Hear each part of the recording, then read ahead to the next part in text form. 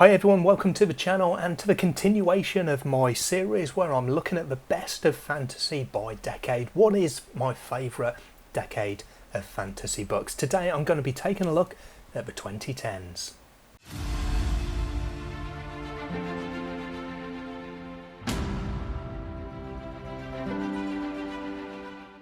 So we're into those decades that always sound a little bit weird. Do you call them the noughties, the 10s, the 20s, the 2010s, the 2010s?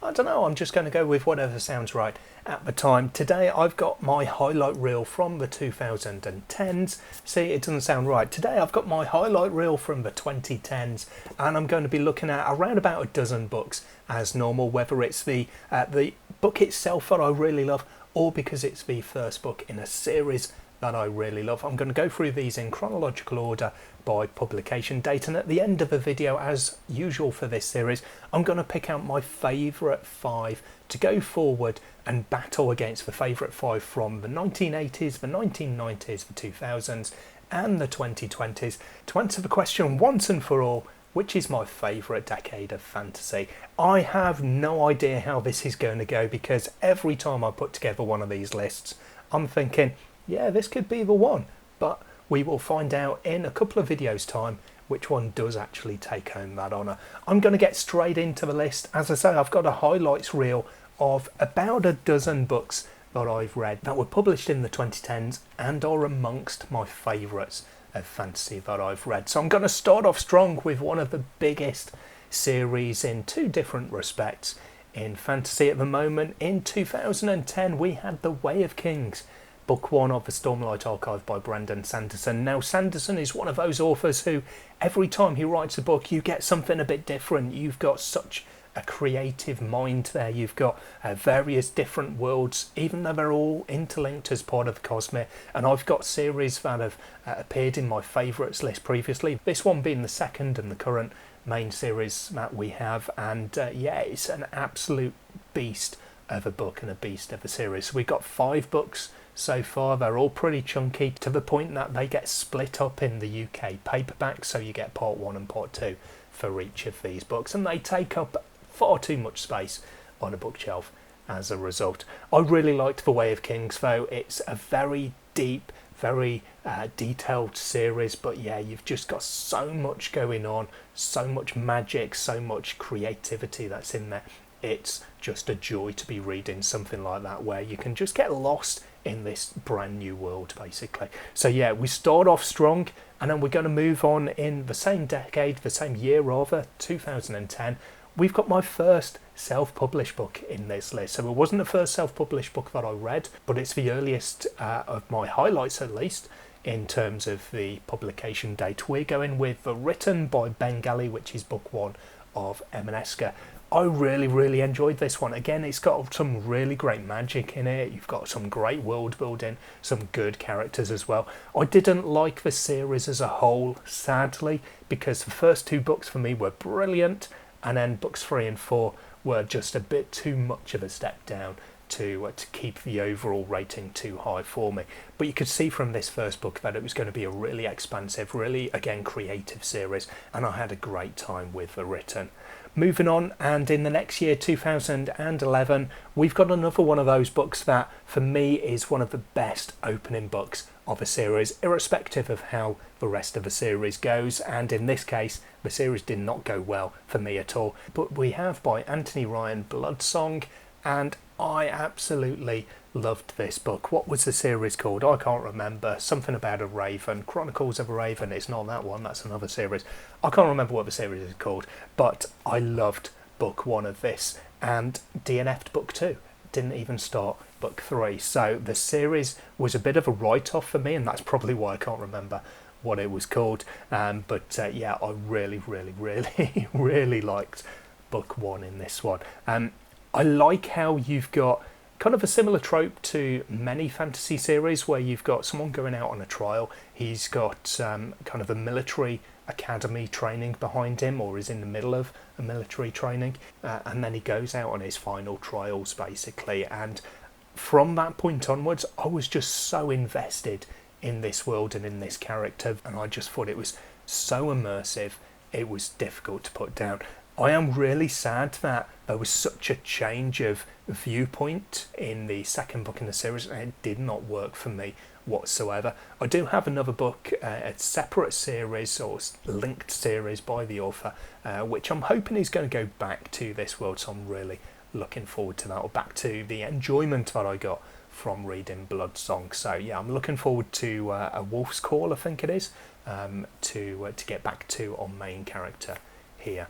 In the next year, though, we've got one of my favourite series, even though the book itself that I'm going to talk about wasn't the best of them. This is from 2012, Malice, book one of The Faithful and the Fallen by John Gwynne. So this one reigns as my number one favourite fantasy series.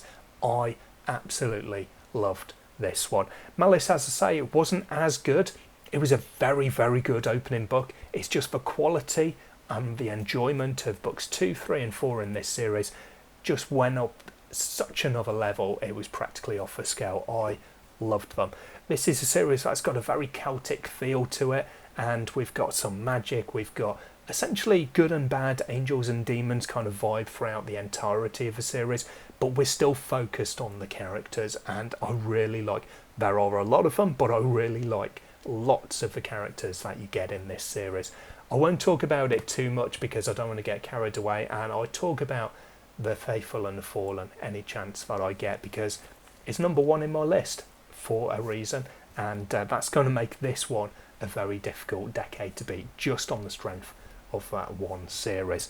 We've then got in the following year, 2013, another great series which doesn't make my list, but its brother series does. This is The Crown Tower by Michael J. Sullivan. It's book one of the Rhaenyra Chronicles. So in my previous video looking at the 2000s, I looked at Rhaenyra Revelations, which is one of my favourite series, and in here, Rhaenyra Chronicles, you're following the same two main characters. You've got Royce and Hadrian, or two lovable rogues, but this is the backstory. This is how they got to how they met, how they formed their band Rhaenyra, and started working together. Basically, it's their early working history, I guess.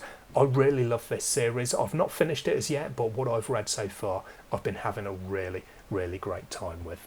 We've then got from 2014 a couple of books. I'm going to start off with The Emperor's Blades by Brian Staveley. This one was one of those books that I really, really enjoyed, and sadly the next couple of books in the series were a bit of a step down for me.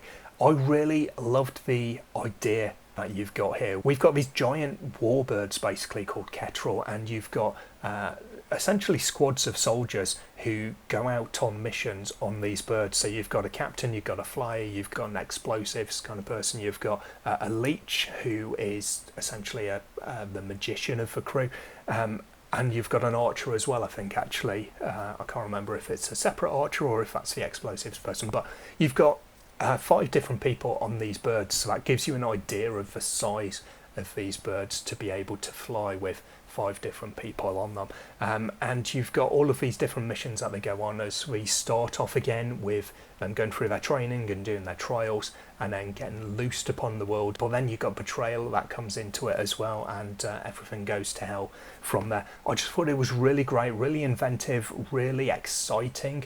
And sadly, we changed the dynamic a little bit too much for me in book 2 and book 3, so that I didn't enjoy those as much. But this opening book in the series was absolutely fantastic.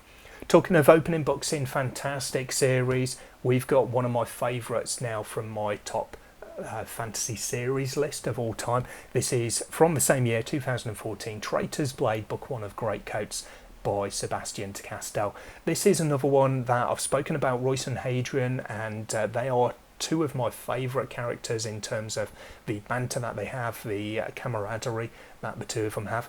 Here we've got that, but it's doubled up because we've got more of them. We've got Falcio and Kest and Barasti, and I absolutely loved it when they all came together, and they're just vibing off each other basically, because you've got these people who've known each other and they've worked for each other or with each other for such a long time. They've saved each other's lives so many times they probably can't count them, and you've just got this familiarity that breeds, and it really shows in the writing here. It's kind of, these books to me come across because of that, almost like a buddy movie in written format, and it really works for me. Basically, there were some differences here because we focus on one of those characters and we do spend a bit of time away from the other two, at least in this first book in the series, but it's such a fantastic book, a fantastic series, and one of my all-time fantasy recommendations. Then from 2016 we go back to one of my favourite authors, and this is a standalone by Adrian Tchaikovsky, and it's called Spiderlight.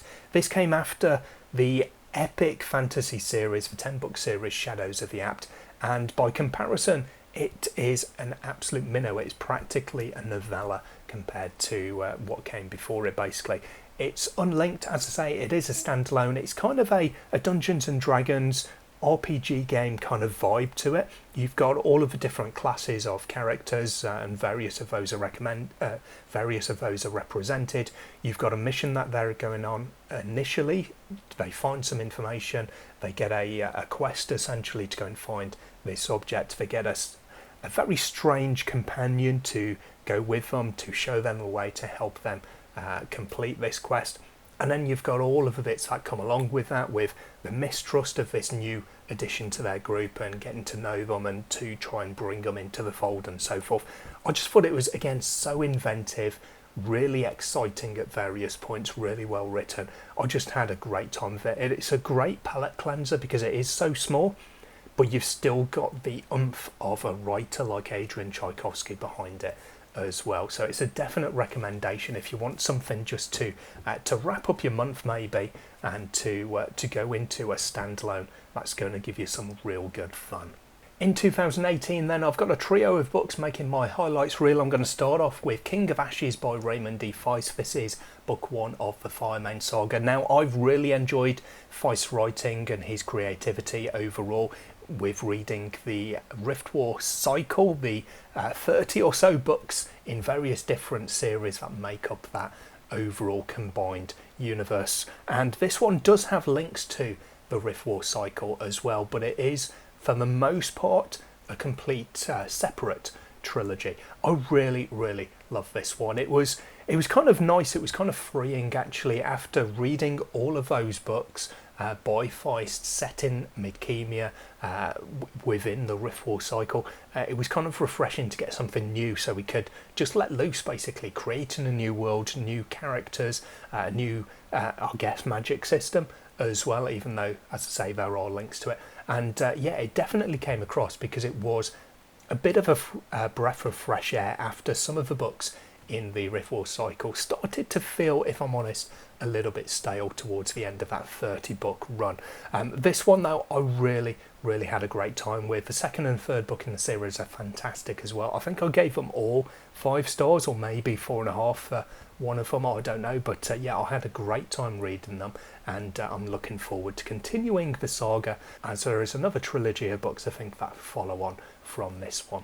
Then moving on, I've got We Ride the Storm by Devin Madsen. This one is a 4-book series which is very expansive. You've got a few very different people involved in this one. You've got, I think, is it 3 or 4 main characters, point of view characters in the first book, and they are from such different parts of the world. It's completely different cultures, and I really liked experiencing each of those, and then as they start coming closer together, experiencing the conflict, I guess, that you have when two different cultures collide. So some of that is literal conflict in terms of war, and some of it is more in terms of trying to understand each other, trying to work with each other, both in terms of language and also just the cultural differences, and how some people do one thing which others might see as absolutely horrible, but it's just part of their way of life.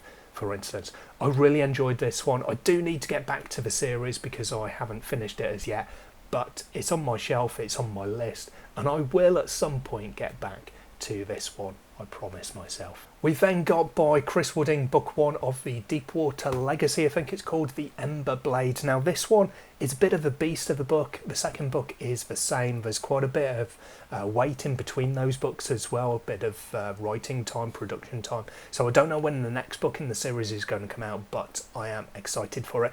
This one kind of has a classic fantasy vibe. That's one of the things I love, when you get classic fantasy vibe and a modern writing style, and this one embodies that absolutely for me. I really enjoyed the story. There are some fantastic characters, some real funny moments actually as well, because the characters are so well written, and you've got some of them who are just unintentionally funny, just because of I guess the way that they are different, and you've got again those cultural differences because they come from such different places. But yeah, it makes them really endearing actually, and it's one of my favourite series just in terms of the characters that make it up. And then wrapping out or rounding out my decade, I've gone for, from 2019, We Are the Dead by Mike Shackle, book one of The Last War. Last War, The Lost War, I always get confused and can never remember without checking up to see which it is. But either way, this first book is one of those that makes my list. If I had one, maybe I'll do one at some point, of the best opening books of the series, because I absolutely loved it. I do like a bit of rebellion actually, and I think this book might be one of the first that really made me realise that, because that's one of the key themes in here. You've got a nation who've been overrun, and our main characters are all part of the resistance trying to fight back to reclaim their land basically. I love some of the characters that you got in here. I love the overall story. It did get a little bit in books 2 and 3, a little bit kind of Marvel for me, a little bit too almost superhero-y, and that did take the shine off the overall series. But for book 1 in the series, there was none of that, and I absolutely loved it. It's definitely one of my favourite series, but this book 1 to open the series is absolutely one of my favourite openings. So there's my highlights reel for the 2010s, the 2010s, however we're going to call them. What am I going to pick from that list to go on and do battle against the other favourites? So I've picked my 5, and they are in publication order. Bloodsong by Anthony Ryan. I've gone with, how could I not go with, Malice by John Gwynne. Traitor's Blade by Sebastian de Castell. King of Ashes by Raymond D. Feist. So that's another Feist title that has made this list.